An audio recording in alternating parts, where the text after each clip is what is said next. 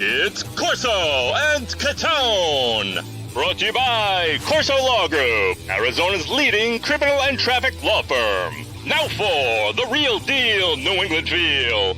CORSO and CATONE.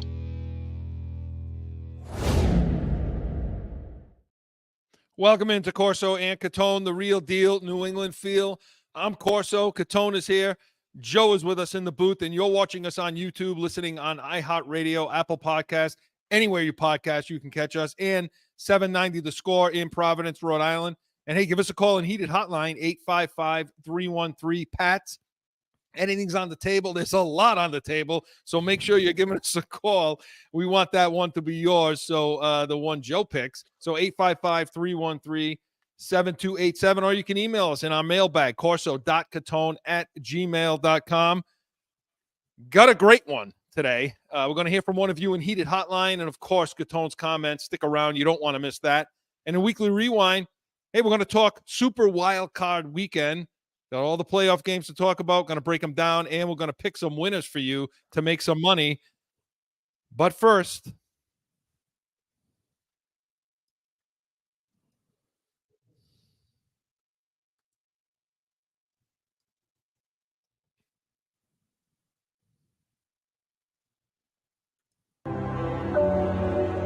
I'm tremendously excited to be here, to be a part of the New England Patriots organization. My basic philosophy in terms of winning football games is to have a strong, tough, physical team and to try to be as well prepared as we possibly can. Corners are McLean and Aeneas Williams, and they play a lot of cover too. And the Patriots are Super Bowl champions! The Patriots are Super Bowl champions! The best team in the National Football League! And the Patriots win in overtime! Super Bowl champions again! Back-to-back World Championships, 3 out of 4. Yes, it's a dynasty. How we feel about playing for Bill Belichick? I can't change the clock in my car. There's no clock setting.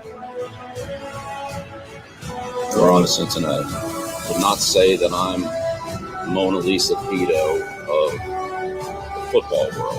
No days off! I just need everybody to do their job. Intercepted! Intercepted! They're not the mother! I do anything there. Okay, I do anything. That's what it is.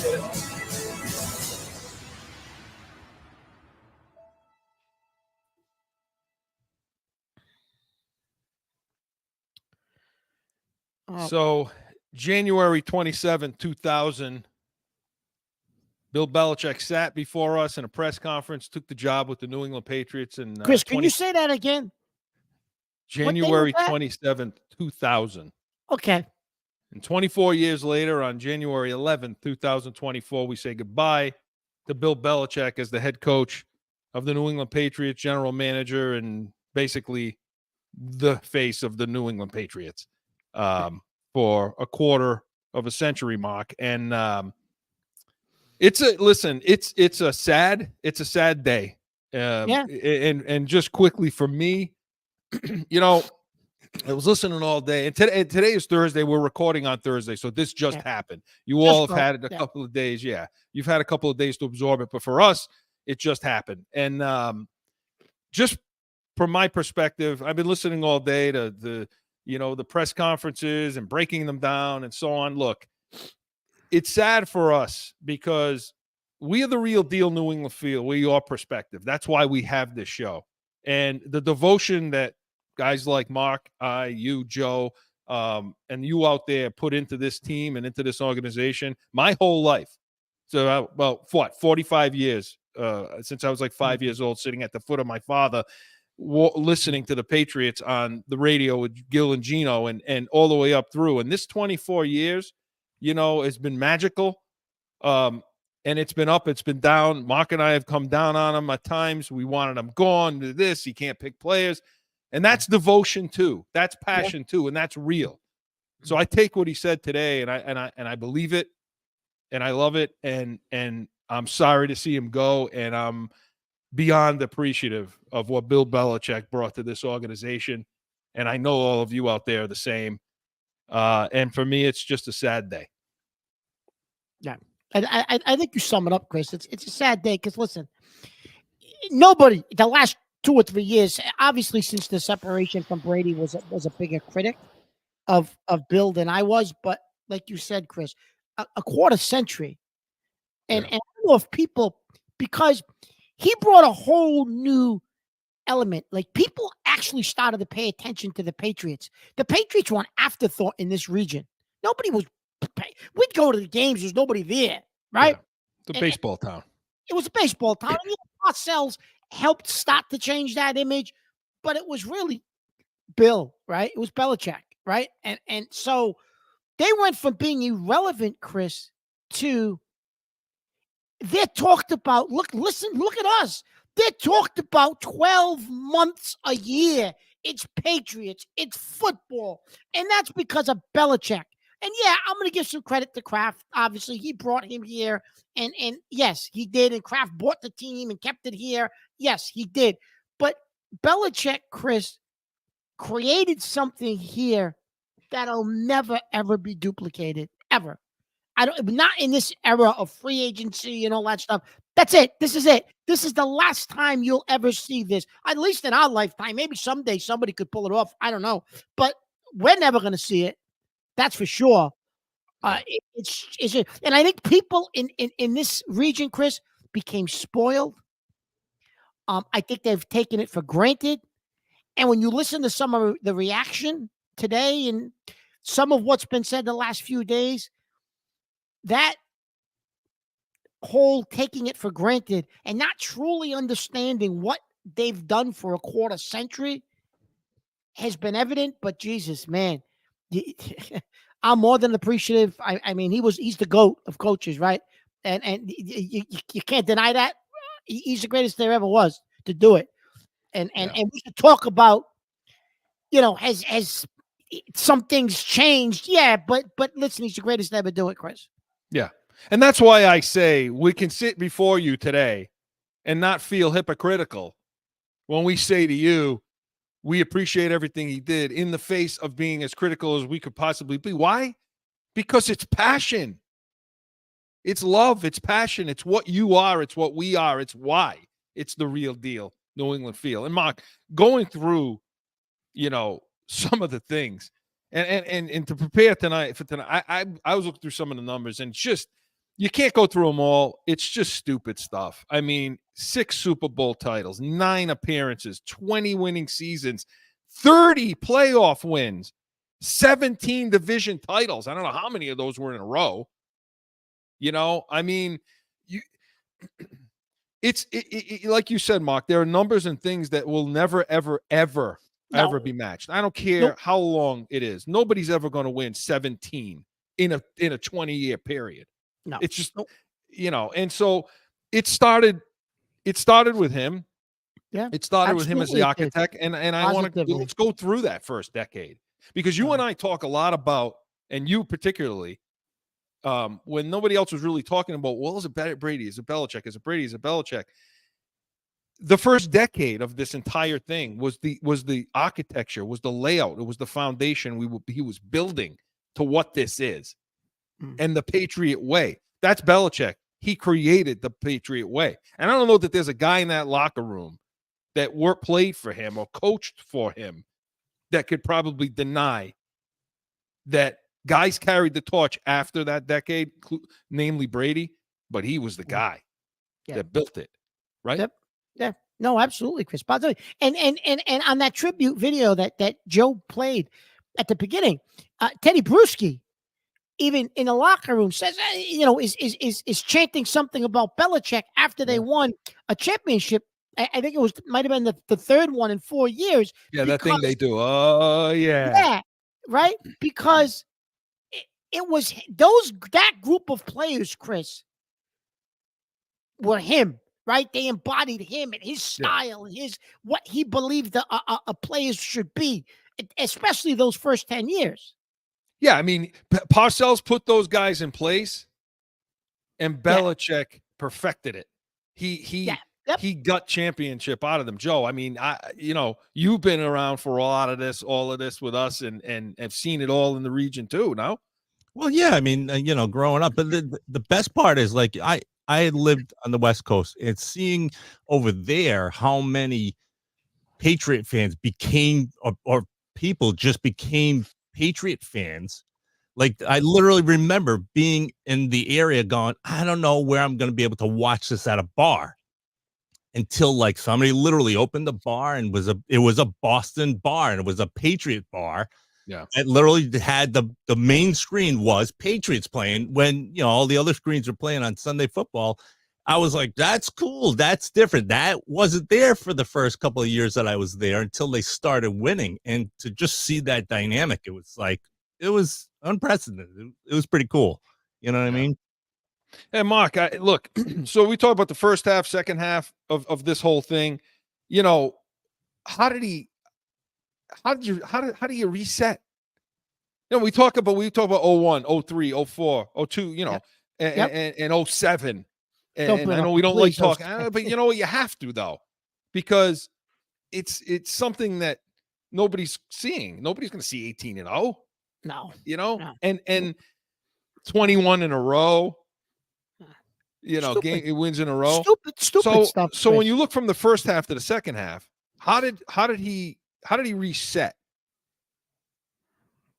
So, in regards to winning the last three, yeah, I mean, like we go from I break it up into 2 decades. You start after 11. Sure. You start to see. Sure. Okay. Well, Chris, when you think about it, Chris, you get to 14. But when you think about it, Chris, there was that period of time. Yeah, they went undefeated in 07. They didn't win a championship, though. They didn't win a championship from 04 to 14, right? Right. So, yeah, we were there. We were in AFC championship games. We were fighting. We went to Super Bowls, but we didn't win another one. And then in 14, somebody willed you back. Yeah.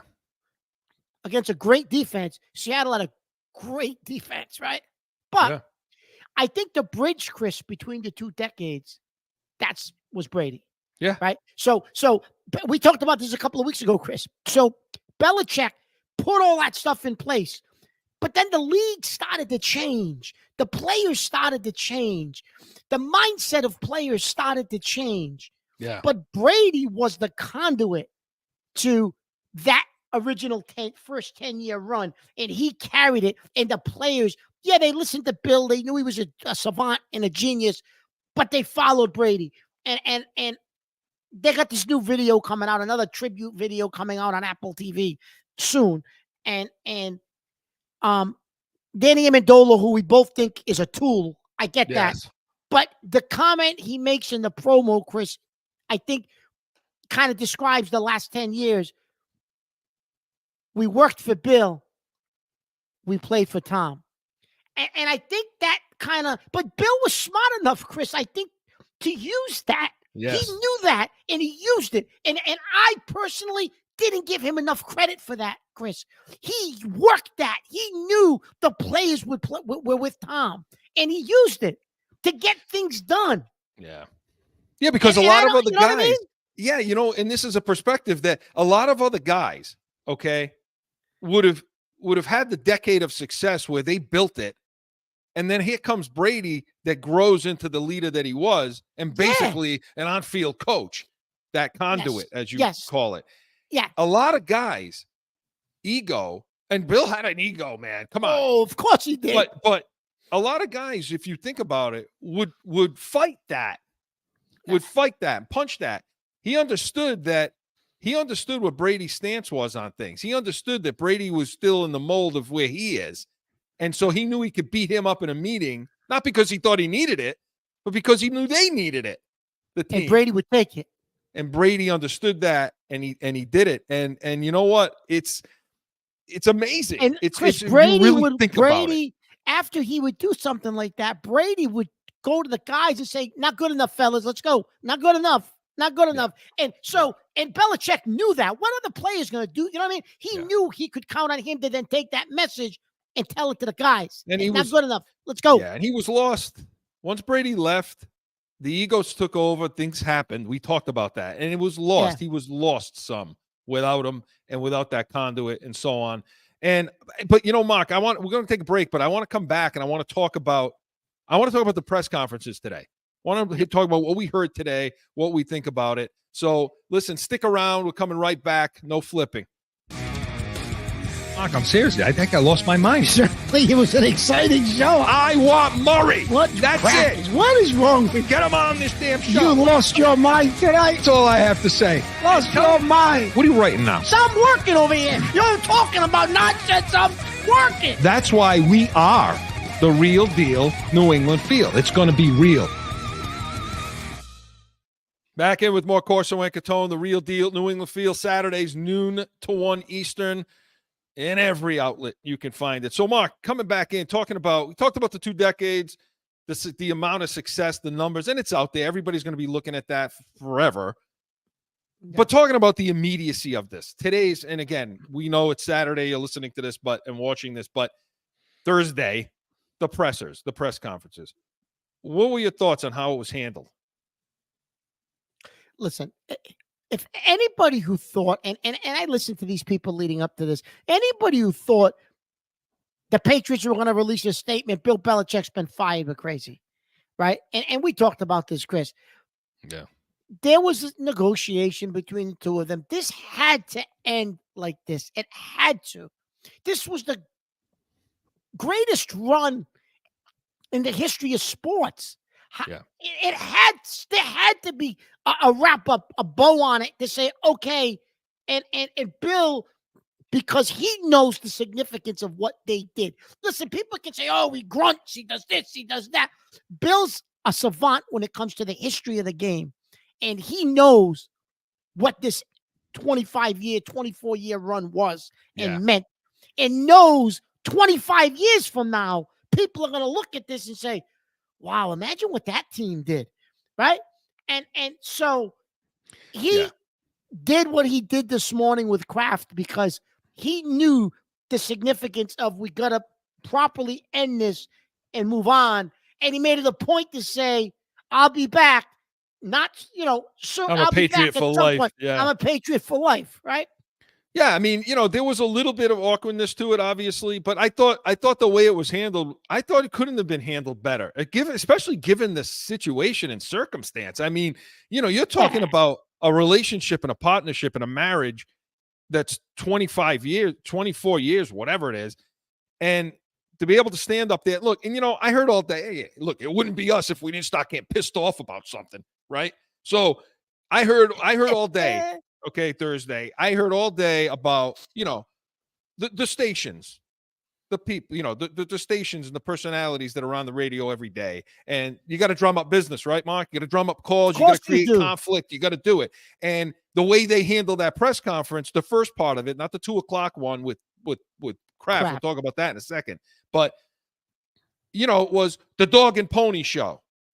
If anybody out there buys that dog and pony nonsense, there's something wrong with them. Bill Belichick was fired. Make no mistake about it. This was not mutual. This is all you heard. And that may be.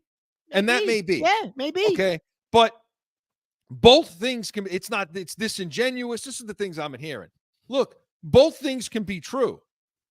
When they come on those radio stations and they say things like, I don't buy that. That's disingenuous. The dog and pony show. Well, guess what? You're just as disingenuous, aren't you? Because do you really believe that? Or are you also trying to drum up some business too for the day? So let's not be hypocritical. Look, the bottom line to me is both things can be true, Mark. It can be true that Bill was never going to quit this job. He was never going to quit the New England Patriot job. He wasn't going to do it. Okay? He had to get pushed out. But when the moment came, and those meetings took place, which I believe did all week, when those meetings happened and that moment came, it also can be true that he sat there and said, I'm not stupid. This product sucked for the last couple of years. Something's wrong here. It may have gotten stale here. And I'm 71 years old, and maybe I'll welcome a new change. Maybe I'm at peace with moving on to a new change. That could also be true, can't it? Oh, absolutely, Chris. And I also think, Chris, listen, what no one really necessarily mentioned too was to be together that long, Chris, there was a mutual respect between him and Kraft. And at some point, there had to be a conversation of, Bill, you gotta do this for me. Right? Yeah. I listened to you when you told me Tom's done and he walked out the door. Right. You got to do this for me. And he probably said, yeah, you're right, Bob. How are we going to do it? You know what I mean? Like there was a mutual, there had to be, you're not with someone for 25 years, Chris, if there's not some sort of mutual respect. So yes, was it a little bit of a dog and pony show? Maybe. But there's nothing so wrong what? with it. There's nothing wrong with There's that. nothing wrong with feeling. No. There's nothing wrong for the fans that like us and people that devoted their time and life and energy and money. There's nothing wrong with feeling okay. Chris, at the end of the day, though, better about Kraft let Bill do this for 25 years his way. Right. You mean the man can't give him one press conference after he allowed you for 25 years as an owner? He let you do it your way. No owner does that, Chris. He did it for Belichick. Granted, they got results, but he did it. So, Mark, talk about the second press conference and I thought it was classy that they split it up. I thought it was good because a lot of places that, how do you now transition to questions for the owner as to why this happened? They split it up and he came back out and I thought Kraft was fantastic. For all the crap we give him, and we give him a lot of crap, prop him up, all that stuff. I thought he handled it well. He answered every question. He seemed genuine in his answers. When he didn't know something, and he told Bedard, I think, when he asked him about what led to the bad seasons, and he said, look, I'm not really in a position to answer that. I'm not qualified. I can't tell you if it was coaching, if it was all personnel. It's not my arena, and that was a great answer. Yeah, I mean, I thought he answered the questions truthfully, honestly. It seemed, I mean, did you see that? I mean, what stood out to you? I did, Chris. I did, and I think Kraft was genuine. He answered everything he could answer, and I think they asked him, "What are your expectations for your next coach?" And he said, "To get us back to the playoffs and to win." Right. I mean, and he also said it took Bill a few years to gain the power that he did, which is also a shot across the bow. It basically says, you're coming in here next. You ain't getting GM. You ain't getting all that. No, it took a couple years. And I also thought he answered the question really well about the Brady Belichick question. Which one was it? And he basically said, the one thing I've come to understand, and I'm paraphrasing, is this is the ultimate team sport. And that goes to what you and I have always said. For those people out there that think it was all Brady, it was all Belichick, or both of them together, it was a collection. Can't win this kind of game without a collection of people. So you tip your hat. But Mark, listen, give me a moment. Give me a moment that stands out to you, a Belichick moment. Well, I'm going to give you. Think of Belichick. What do you think of? There was so many Belichick moments. It's been 25 years, but I'm going to give you one, and I believe it was on the video, just because. And I don't agree with this, but I'm going to say it anyways, because I got to be me in this on this show. Everybody tells me I sound like Joe Pesci, which I don't believe that to be true. Okay. But because everybody tells me that, the thing that stands out to me is, if you remember in My Cousin Vinny, Mona Lisa Vito, his girlfriend, when she went into the courtroom and started describing the car, the tire pressures and all this, and when they got into Deflategate, he stood at the press conference and they started asking him about pressures and this and that, and he says, well, I don't pretend to be Mona Lisa Vito. He said, but, and I just said to myself, good for you. Good for you, Bill, right? Yeah. That just stood out for me because, I kind of related to that a little bit, Yeah. Well, for me, what sums Bill up, and I'm a coach at a much lower level, high school, but the attention to detail. And I'll never forget the Super Bowl against the LA Rams. Okay. When the first one? The one, the McVay one. The McVay one, okay. Okay, the most recent one. And they're standing in Atlanta, and he's looking up at the roof, the Oculus that opens and closes, okay? And McVay's looking up at it, and he's saying, wow, that's pretty cool. That's pretty cool. Belichick was looking up at it and saying, to the referee, now, is that going to be open or closed during the game? And he said, well, it's going to close while the kickoff is happening. And he said, well, I don't understand what that means.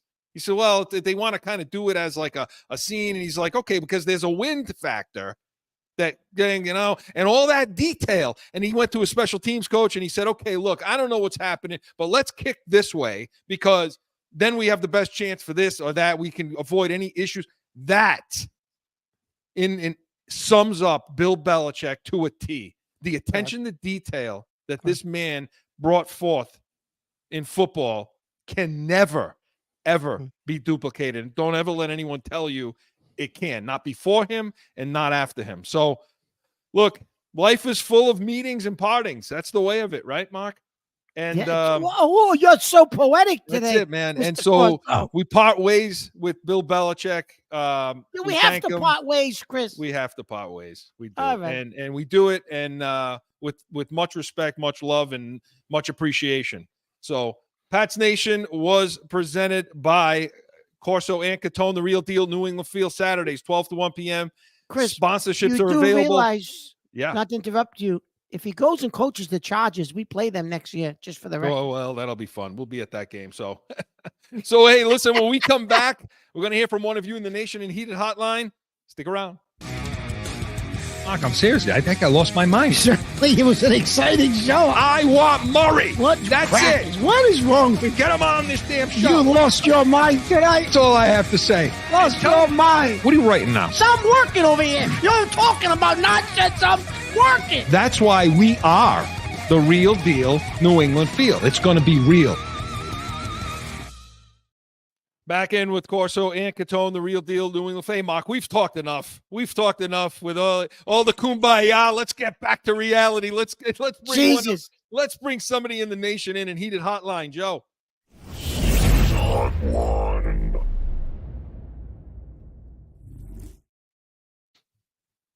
Hi, guys. This is Jen from Cranston. What's the story with Mike Vrabel? Who the hell wants him? He doesn't win. Why? Because it makes Kraft comfortable? Buy a damn Cuisinart. Get a real damn coach from this decade. Thanks, guys. Wow. It begins already of like Back to reality, Mark. Listen, Jen never disappoints when she calls in, Chris. No, she doesn't. Talk about, see, this is why I love it. I love you all out there. You're us. You are the fans. Jen, thank you for the call. Mark, let's get into it then. I mean, we're going to talk about it later on, but let's do it now. What's next? You know, like the body isn't even cold. Jen. No. Wow. That was wow. Okay, so the talk around is what's next, right? Mark and I have specific ideas about this.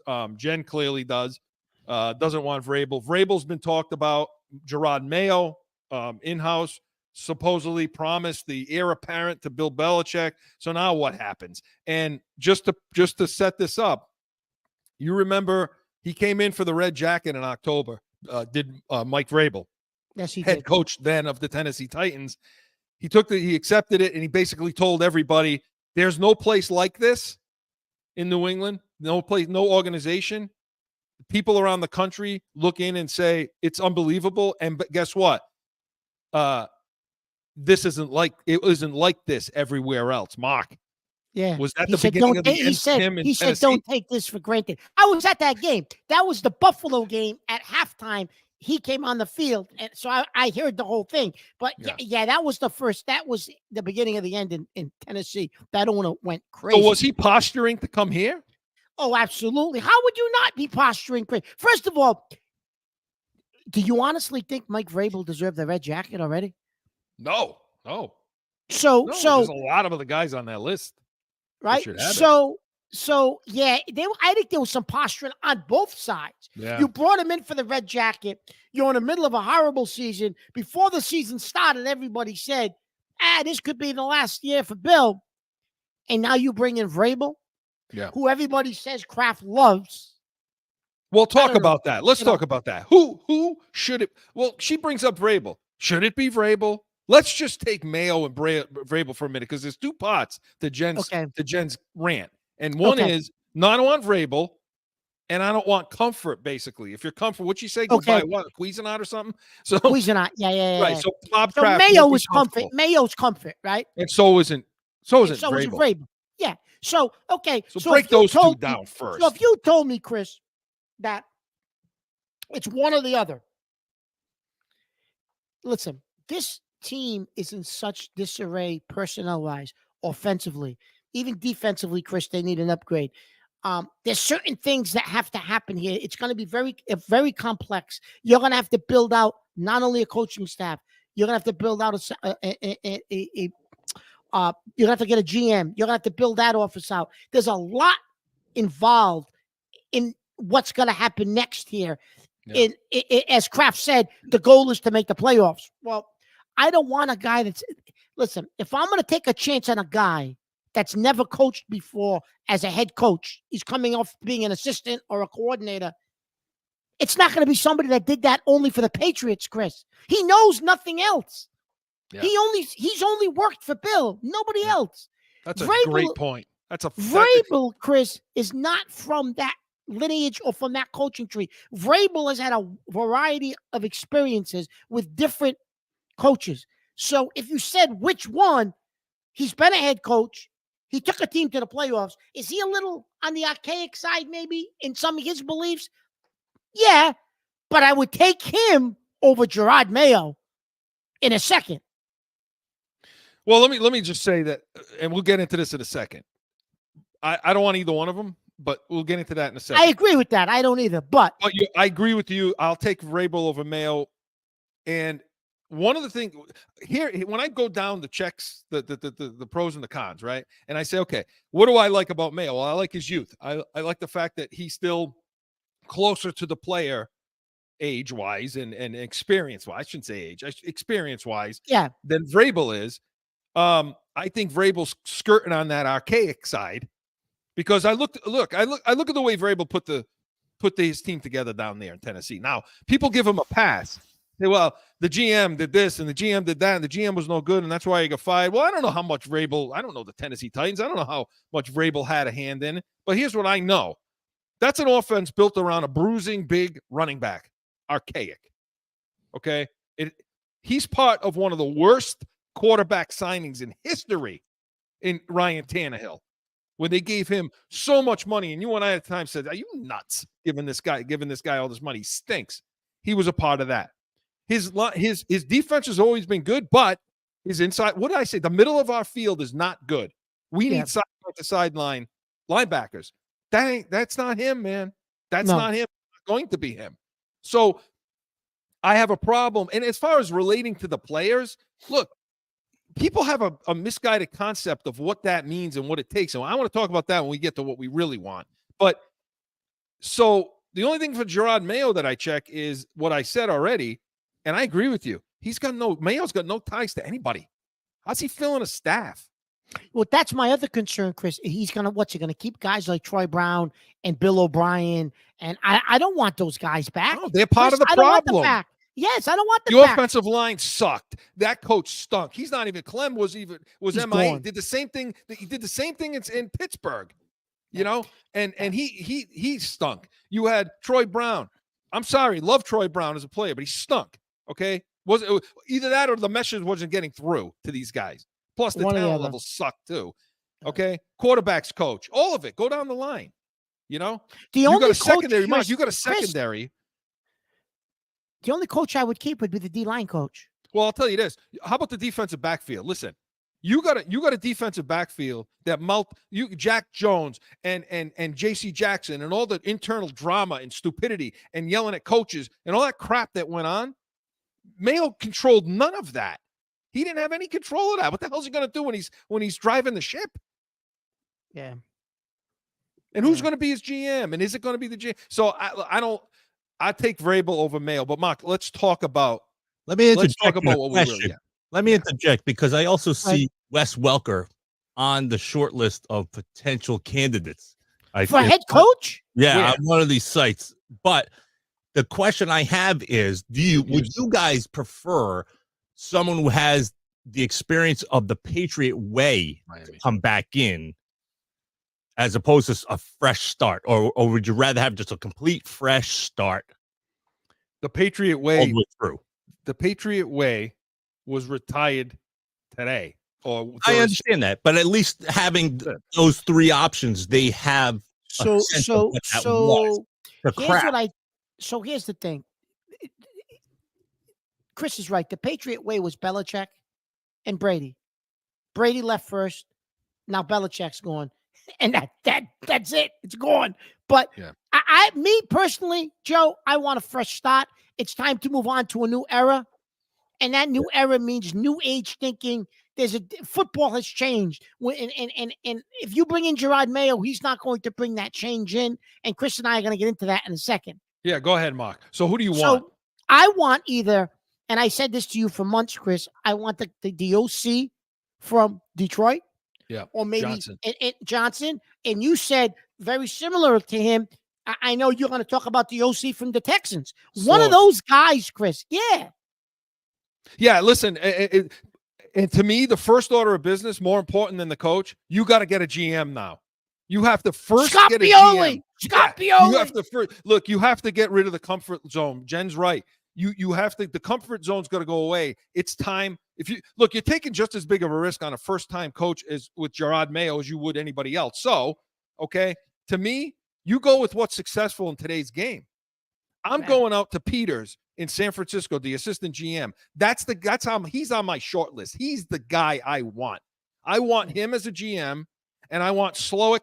Am I saying his name right? Slowick, the offensive coordinator for the Houston Texans. The Texans went from the 31st ranked offense in football last year, and this kid took over, and they went to what, 12, 14?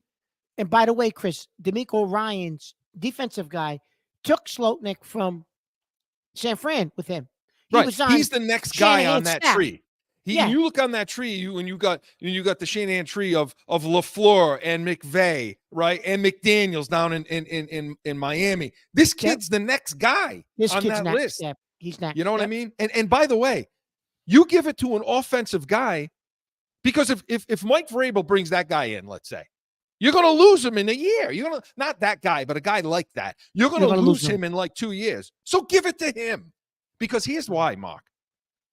You put Peters here and you put this kid Slowick here, you're going to have, you tell him, I want what San Fran's doing. You're going to have athletes all over the field. They're going to draft athletes. They're going to bring in free agent athletes. And that's on the defensive side of the ball. Greenlaw, the middle linebackers, Greenlaw and Fred Warner in San Francisco. Yeah, I'll take them. There'll be athletes all over the field, Mark, with these guys. That's Chris, the new game.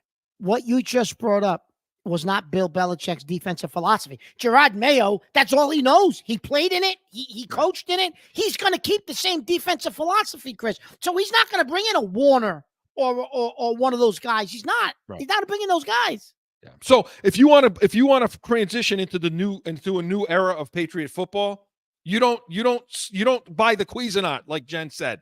You don't do that. You take the risk and you give it to these kids that know what they're doing. And by the way, Mark, I'm sorry. See, being outside, Joe's right. Being outside that area, and I don't know who I'm going to insult right now, but the whole area is archaic. I mean, the whole area is, Mark. Everybody's looking at these things like, hey, we're going to relate to the player. How are we going to control the players and all this? Hey, look, it's not like that anymore. I had a conversation with Zach Taylor, the head coach of the Cincinnati Bengals, and he made it very clear that it's not that way anymore. A head coach of the team is another element. It's another level. It's another spot on the team. And that's how it's seen today, where it's another cog in the machine. And that's how they get along, because these kids are all their own corporation, Mark. And you got to respect them, and you got to work as hard as they do. And when you show them respect, they play for you. Yeah. No, you're right. But Joe, listen, he's being a little bit hypocritical considering he's T-Rex. He's calling us archaic over here. You know what? In New England. Really? T-Rex. Listen, I coach kids that are now playing at Notre Dame that are going to probably be in the NFL. And I'm telling you, the way you relate to these kids now is you don't talk down to them. You don't talk down to them. These guys are millionaires. They're making their own. These young coaches understand how to relate to the new player. I don't know if Vrabel does anymore. Does he? I don't know. I don't know, Chris. I don't know. Rule with an iron fist. Yeah, I think Vrabel definitely does do that. Yeah. Well, in that sense, though, Chris, maybe Mayo is a little bit different, right? Because he's younger, and he, maybe I don't know. But guys love him. I'm not saying guys don't like him. Yeah, I don't want either one of them. Yeah, I don't either. I'm not saying guys don't like him. So Jen, listen, thank you for the call. We agree with you. We don't want a Cuisinart. We want a Ferrari. We want a Ferrari, Mom. Listen to him, a Ferrari. Listen to him. That's what we're looking for. So Heated Hotline was presented by CORSO Law Group, Arizona's leading criminal and traffic law firm, CORSOLawGroup.com. Allow us to be your voice. Hey, we come back. We're not going to forget. We never forget. Buckle up. Catone's Comments is next.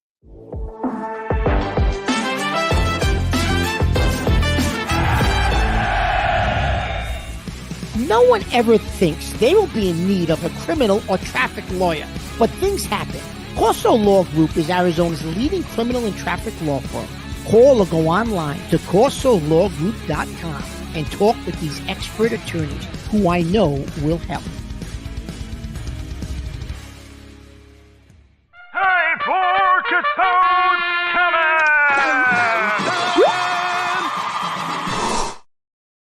So today we've talked a lot about football and about Bill Belichick, and I ate a little bit of crow because listen, I was the first one who said after the last couple of years he's gonna go. But I had to give him his props today because he deserves it. He's the greatest of all time. The other person that I'm usually all over is Joe Mazzulla of the Celtics. Chris likes to call him Sleepy Joe. Well, listen, I got to give props to Mazzulla too. Today's one of those days I'm in a good mood today. I don't know. Maybe it's a New Year's resolution. I've changed my attitude. I don't know. But listen, if you watched the game the other night against the Pacers and then you watched the game against the Timberwolves, Mazzulla has begun to change how he coaches, I think he's learned from his mistakes and what he does. The team spaces better this year. They're passing the ball better. They're actually designing plays where it's not hero ball, okay? If you watch, there is an absolute drive, kick, make the extra pass, space, look for Porzingis. Porzingis kicks. Look for Holiday. It's not, Tatum scored 45 points against Minnesota, but it came within the flow of the game in the offense. It wasn't how it typically is when somebody on the Celtics would score 40 or 45 points. Okay? Yes, could you say Tatum and maybe Brown and guys like that are maturing? Yeah, you could say they're maturing. But listen, it's Joe Mazzulla. And listen, I still hear on local radio how they're still dogging him. Well, they take too many threes and they don't shoot free, they're not shooting free throws well down the stretch and they're going to play better defense because they gave him 44 points in the third quarter against Indiana. Yeah, they may have. Everybody has lapses. But the bottom line is they're undefeated at home. They're doing things differently than they did last year. They don't perform the same on the offensive side of the ball as they did last year. Do they need to tighten up a little bit more on defense and become a little more focused? Absolutely. But I'm going to tell you something.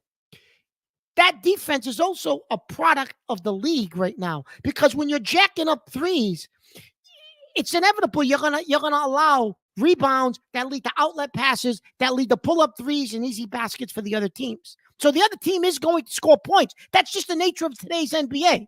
Can they tighten up a little bit on the defensive side of the ball in the half court? Absolutely. I also think they could use an extra body under the basket. Porzingis and Big Al are playing okay, but you don't know if they can both stay healthy at their age, especially Horford at his age. You need an extra body for the playoffs. But Mazzulla, I think, has grown up.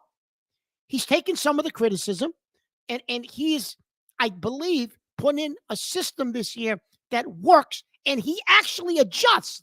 So you watch one game, what they did if they happen to lose, he adjusts, and he changes the next game. You never saw that from him. So I'm going to take it back. I'm going to eat crow, and I'm going to say that up to this point, it's only January 11th, but Joe Mazzulla has impressed me, Chris, this year so far. It's only January 11th. I might be crucifying him in March, but right now, I have to eat crow a little bit when it comes to Joe Mazzulla and the Celtics.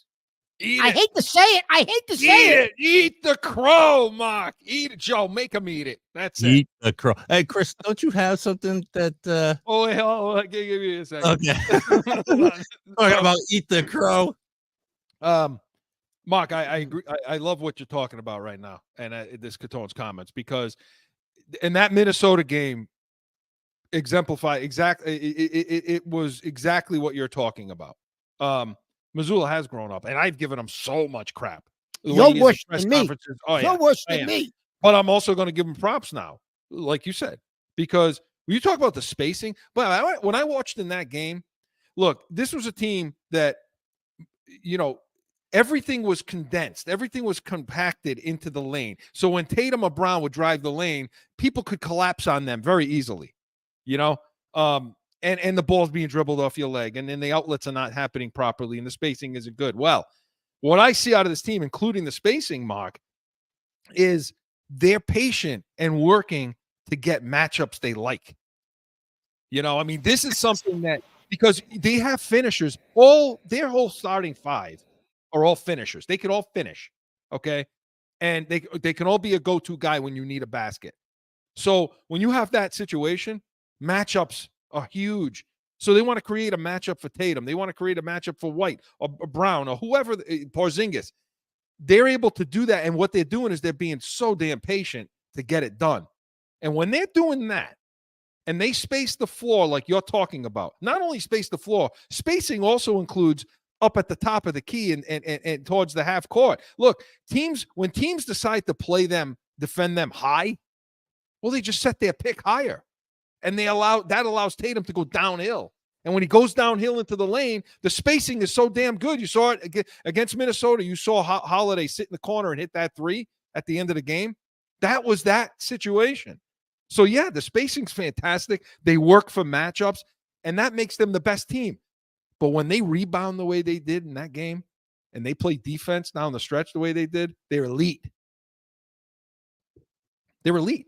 They are. And interesting enough, Chris, they are. I know we're taping. It's a Thursday we're taping, but they're also playing Milwaukee this week at Milwaukee. Yeah, the schedule makers didn't do them any favors there either. No, they didn't, but I don't know if anybody's playing in that game. Are they? Because of what happened with Minnesota the night before, back to back, then you got them going to.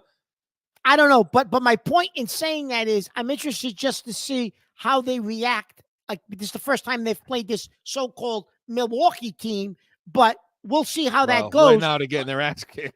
Well, because like you said, though, Chris, you're making them play a back-to-back Minnesota, and then, what schedule maker came up with that? Yeah, that's horrible. I mean, if it's horrible for the league.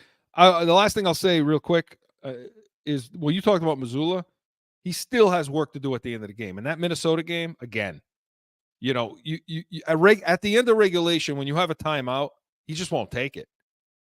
He won't take the damn timeout. And I don't know. He decided to challenge a play with 7 seconds left, where you knew you weren't going to win that challenge, rather than, let him take the free throws and then, I don't know. I don't know, Chris, what that's about. Is that the analytics that tells him, hey, less than 10 seconds? What? I don't know what these guys are. You know what I mean? They're all into these analytics. So, but you're right. Guys are listening to him.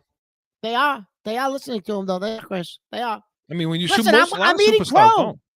A lot of superstars don't listen to the coach, but when I see him talking to Tatum, Tatum's listening, But to Joe, but what Joe was wanting to know is, our most loyal listener is Steve out in Colorado, right? Yep. Okay. So you did a CATONE's comments about the Christmas day and who was coming to your house and the bourbon, right? Yeah. So he sent you a present, Mark. He sent you here we go. Here we go. Here we Canadian Miss. Are you kidding me? He sent you a T-shirt, Steve. A Canadian Miss T-shirt that I'm gonna have to send over to you. To let you know, hey, maybe the rest of the world likes Canadian Miss, Mark. Oh my God! Listen, You know what? Mark came down on somebody Mark poured somebody a real Referencing expensive that. a real expensive bourbon he gave somebody, and the person wanted like ice cubes and crushed ice instead of the cube, and he's like, this isn't Canadian Mist, he said. Well, he heard that and he sent you the Canadian Mist shirt, Mark. That's awesome. I didn't even think they still made it, for crying out loud. So thank you to Steve for that. We'll make sure Mark gets that in his hand. So Steve. Good stuff, Mark. Catone's comments was presented by CORSO Law Group, CORSOLawGroup.com. Hey, when we come back, it's Super Wild Card Weekend. Weekly Rewind is next. No one ever thinks they will be in need of a criminal or traffic lawyer, but things happen. CORSO Law Group is Arizona's leading criminal and traffic law firm. Their 20-plus years experience and attention to detail has helped thousands of people who found themselves in a situation in Arizona. Whether it's a traffic ticket or more serious issue, talk with these expert attorneys. CORSOLawGroup.com. Back in with more Corso and Catone, the real deal, New England feel. Okay, listen, the Patriots are not in it, but there's still NFL going on. The playoffs are here, Mark. So exciting. And it's Super Wild Card. Listen, we're ready. I mean, depending on who gets knocked out early, Chris, it could be a landing spot for Mr. Belichick. Let's go Pittsburgh. Let's go Pittsburgh. But so, Mark, let's talk about some of these games. There's 6 of them on the slate. You got them from Saturday, Sunday, and then Monday. So let's take them in order. And we got the lines for these too. So we're going to give you some picks. Picks. So you got the Cleveland Browns travel to the Texans. I'm dying to see this game. This is one of the ones I want to see the most. You know, because I know you're a big Houston fan. Yeah, I want to see what Texans can do. Browns are getting 2.5 on the road. So Texans come in as a home dog with Joe Flacco as the quarterback for the Cleveland, Mark. You think Vegas got this right? I like Joe Flacco. I want Joe Flacco to go into Baltimore and knock him out. Oh, I might actually shut your microphone off. Joe Flacco. He's probably the worst Joe of all the Joes I know. Oh, here we go. He's still pissed off because he beat his beloved San Francisco 49ers in the Super Bowl about 100 years ago, right? Oh, terrible. You're showing your age now. Talk about archaic. So, Mark, what do you think about this game? Quickly, Chris, I think Cleveland's defense is just too good. I think that the inexperience and the fact that Houston is so young will show their face here, and I think Cleveland wins it by a field goal late. I think Flacco leads them down the field and wins it late. No, I listen. I like the Texans in this game. All right. I think the Texans are going to win. I don't think it's going to be a blowout or anything. I think it'll be a tight game. But I think people have underestimated the Texans all season long, and what they can do on offense. And I know they're missing some, but I CJ Stroud. I don't think he's going to pucker up. I think he'll play well.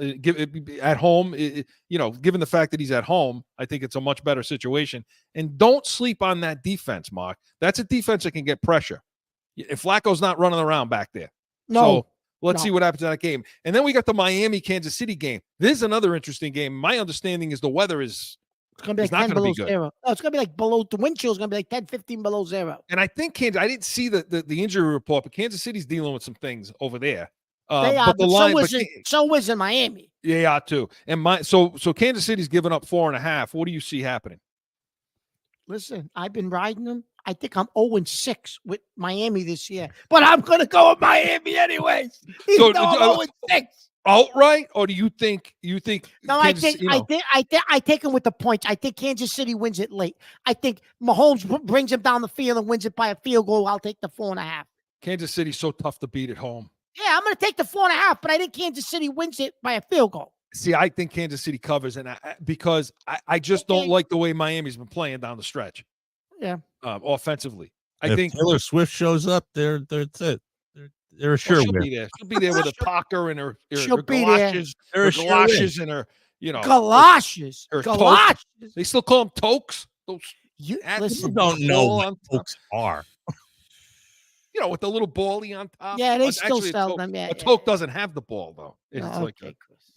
So Yeah, no, I like Kansas City, and I think that Kansas City's defense is going to show up, and I think they're going to find that. I think they're going. I don't think Tyreek Hill is going to have a huge game. He's going to want to because he's going back to Kansas City. Yeah, right. You know, that motivation. So we'll see what happens there. Pittsburgh at Buffalo, 10-point spread. It's a 10-point spread. Listen, Pittsburgh, I think, stinks. I don't know how they're in the playoffs, but I'm going to tell you something. I don't think Buffalo's that good, Chris. Believe it or not, I'm going to take the 10 points. But you think Buffalo's going to win the game? Buffalo's going to win the game, but I'm going to take the 10 points. I'm going to take the 10 points. I agree. 10 points is a lot. I mean, unless New England's playing them in Buffalo, the playoffs. Chris, Buffalo hasn't blown anybody out all year. No J.J. Watt, though. Well, that's important. That's a big loss. That is a big loss. But I'll take the 10. See, I don't know if Pittsburgh's going to be okay in the middle of the field to deal with Allen. Yeah. You know, and this is the problem they're going to have. It isn't so much about the deep threats and Diggs going off as much as Cooks, the running back, and Allen getting his yards. So I'm not sure because they're going to have to generate now pressure. With no Watt, they're going to have to bring some heat. And I don't know if they're going to be able to do that. I don't know if they're going to win by 10, but I think it'll be close. So we'll take Buffalo there. Green Bay at Dallas, Mark. 7.5. Dallas is giving up. That's my bet. That's my best bet. Dallas is going to destroy Green Bay. No one's giving Dallas any credit. Dallas is going to be in the NFC Championship game. They're going to get beat by San Francisco, but they're going to the NFC Championship. Dallas is going to destroy Green Bay at home. Destroy them. I don't like the half point. I don't care what like it is. the 7.5. They're going to beat them by 20.5. Okay. LA Rams versus Detroit. Detroit, the feel-good team. I'm rooting for Detroit. I'm rooting for Detroit. What's the line, Chris? It's Detroit's giving up 2 at home, obviously. Listen, everybody is in love with this team from LA with McVay. I'm going with the Lions minus the 2. I want to go with the Lions. Field goal at home. They're going to win by a field goal at home, no? I want to go with the Lions. I want to. My heart wants to go with the Lions. You're going to go with McVay. With Mr. Van der Bosch, who we had on the show. I want to go with the Lions. But what I've seen the Rams, this is that team that you do not want to play. Yeah, I know. And I was hoping that the Rams would be going to I was hoping that it would be Dallas. That's what I was hoping. I don't want to see Dallas win. I don't. Yeah. So I know. The Rams are going to win this game. They're going to win the game. I'm telling you, they're going to win the game. So Stafford back to Detroit. Oh, yeah. Here we go. Oh, yeah. You know, and then you got Philly. The Monday night game is going to be Philly at Tampa Bay. I mean, you know, what a garbage game that's that is. Be. You know, I mean, do we know if AJ Brown's playing? We don't know yet. I don't know. I don't Nobody know knows that if yet. AJ Brown's playing. Again, it's Thursday. We'll know by the time you're watching the show, listening, you'll know. But it's 3 points, Mark.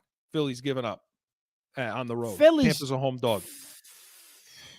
You don't think Baker Mayfield can pull it off and get it done? Philly's been playing lousy, though. Ever since they gave Matt Patricia the reins on defense, oh, my God, they've stunk. Yeah. What do you think? I'm going to go with Tampa. You think? I'm only going to go with Tampa, Chris, because I don't know if the way that his knee looked, I don't think AJ Brown's going to be able to play, Chris.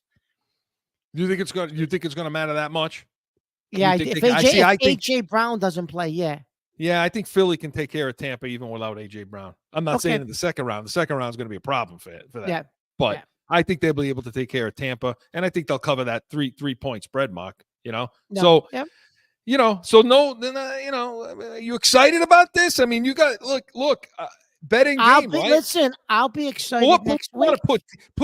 Give them a parlay, give them a tease, put a couple things together. What do you like? I like Dallas a lot. I like Dallas a lot, Chris. Couple Dallas with, I don't know, who's your best bet? My best bet is Dallas. That's my best bet of the day. I like the Texans. Well, they couple them with the Texans, but Dallas is my best bet. So you know what? Throw a tease in there. Give Detroit, Texans, and Dallas, and you let the points work for you, Mark. What do you think? Yeah. So, listen, you Dallas, you don't like them. They're going to go to the NFC Championship, and they're going to get blown out by San Fran, but they're going to make it there. I don't want to hear about Dallas anymore. So good stuff, gentlemen. Corso and Catone was presented by Corso Law Group, corsolawgroup.com. Hey, get on, watch, listen to all our shows. They're up for you. Make sure you subscribe. Give us that thumbs up. Get all of our notifications and come back next Saturday, 12 to 1 p.m. Eastern. We're going to have a Patriot season recap. We're going to see if we have a general manager or an idea of a coach. I don't know. The games are still going on, so that may take a little while. And we'll hopefully be talking about that. But we'll have Celtics, Bruins, Catone's comments, division playoff talk, Sunday spread, and anything you bring to the table, we will be ready. We are Corso and Catone, the real deal, New England feel. See you next Saturday. Now find Corso and Catone on AM 790, The Score, iHeartRadio, iTunes, wherever you podcast. Or subscribe to the YouTube channel and catch the chaos every Saturday at noon.